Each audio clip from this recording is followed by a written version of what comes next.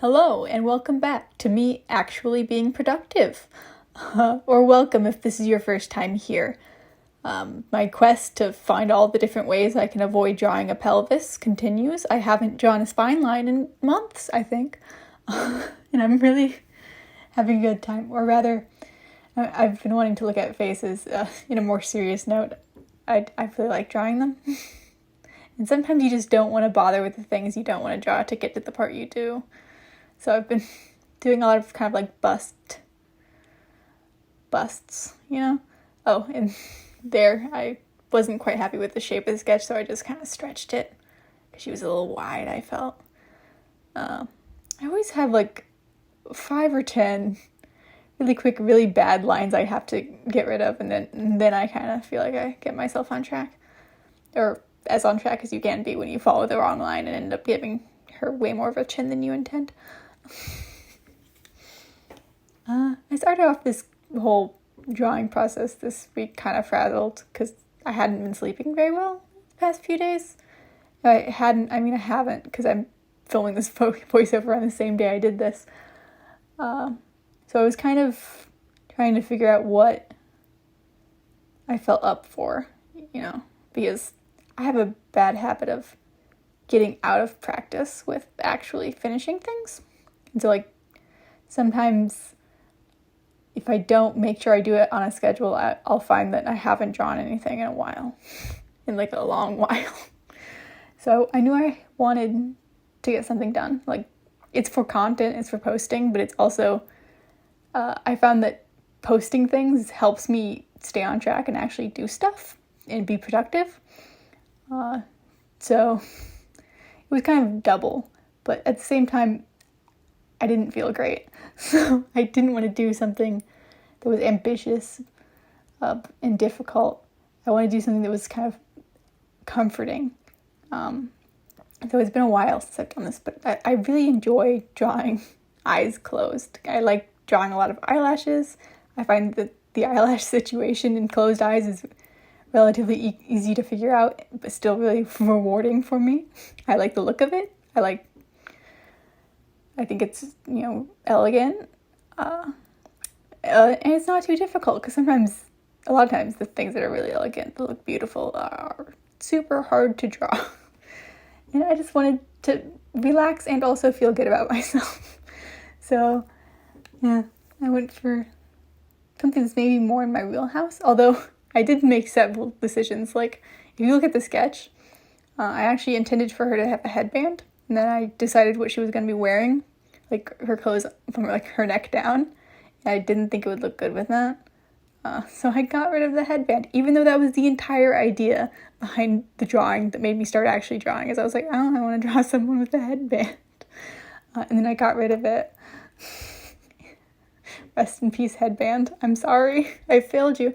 And you'll see me here, accidentally run into the line of the canvas, and I scooch stuff over. Don't worry, I finished that line out. But yeah, I kind of, I talked, I think last time, the last time I finished things off around the kind of waist area, and then the week before I was like, follow the neckline of the clothing, and I'm gonna do another technique to get away with not drawing the full body.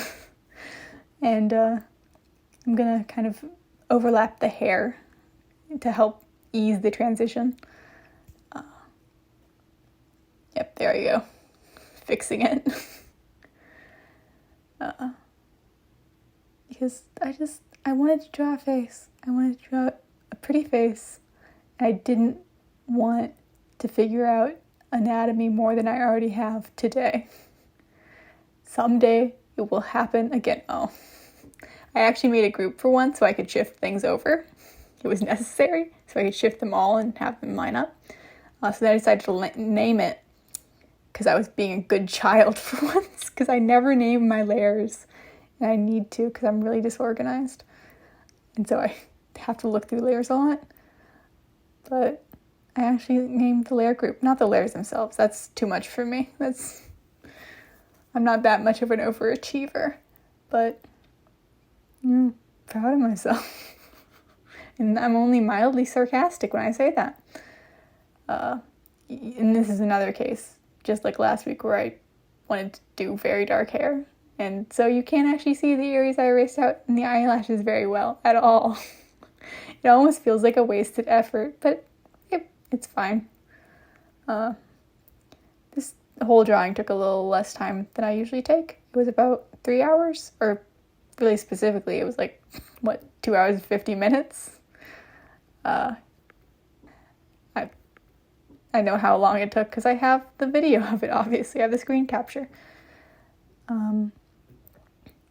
And usually I take like 4, 5, 6 hours, sometimes way more than that. But yeah, I didn't have to figure out much of a pose for this one. I did kind of know where I wanted her to be facing, what I wanted her to be doing, because I wanted to show off the headband that I got rid of. That's why she's looking down like that. Oh no. No, I think it's elegant in general. I do like kind of the slightly looking down. I think she looks really serene. But yeah, I do kind of feel bad about getting rid of the one thing that I started this whole drawing to draw. But I think it's a better drawing for it. And sometimes you just gotta let go of those things. Especially when it's just you wanted to draw it because you didn't think it would make a better art piece. You just wanted to draw it. Here I'm figuring out what color I want. The actual color I use for the multiply layer I'm shading with. Because that can really affect the entire drawing because that goes over like everything.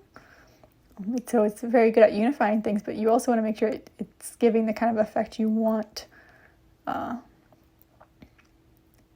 And I do like it. My big concern with multiple layers is sometimes they'll like look good with the rest of the colors, but they don't look right on skin, which is why I go for like purples a lot. I think they look really good on skin, but yeah, you have to make sure it's the right purple so it doesn't look like awful on other colors too.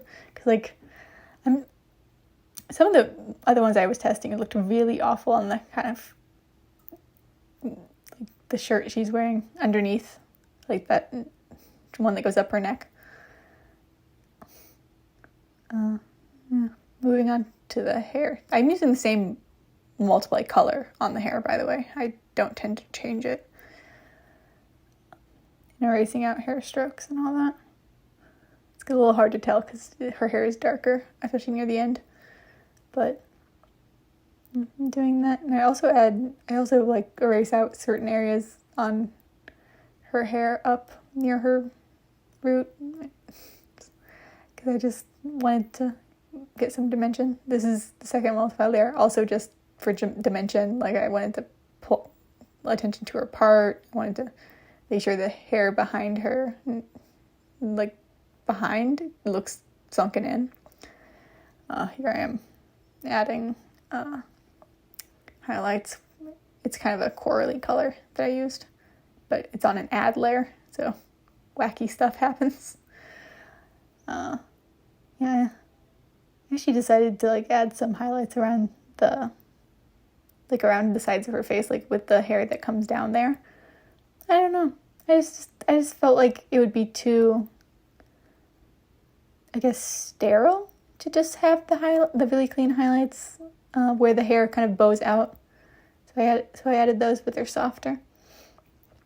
And here I'm adding some transparency to the ends of the hair and over the bangs so that you can actually see the good eyebrows I drew.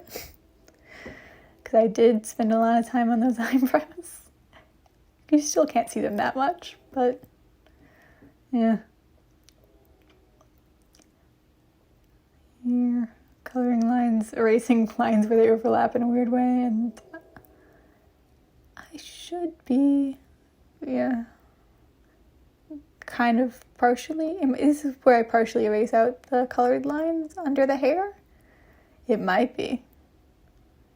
Oh, it might be where I'm actually erasing part of the hairline so that they're more transparent to match the transparency of the actual, colors. Yeah, that's what I did there. So like the line art for the hair, I made certain areas transparent at the same areas I had transparency in the colors, and also where I had highlights so that you wouldn't have darker lines there. And that's after I colored the lines to be a dark blue. And here we go.